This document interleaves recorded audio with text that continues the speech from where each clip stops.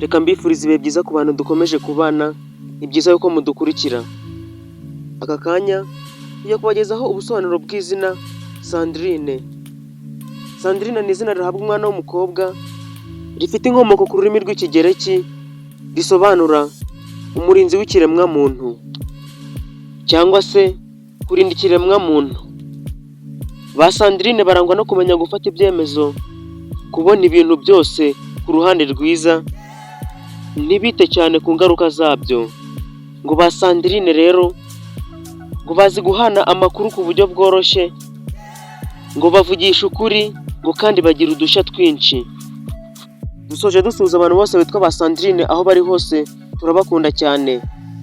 Niba iyi video hari ikigufashije, dutere inkunga ukore subscribe, like, share na comment, ukore no kunzogera kugira ngo buri uko twasohoye ikiganiro gishya ujye utukibona mu ba mbere.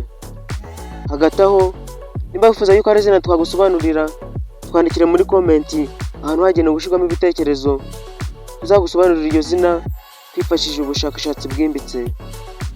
Turabashimiye mwe mwabanye natwe muri iki kiganiro, bararikira gukurikirana icy'ubutaha. Imana ibarinde.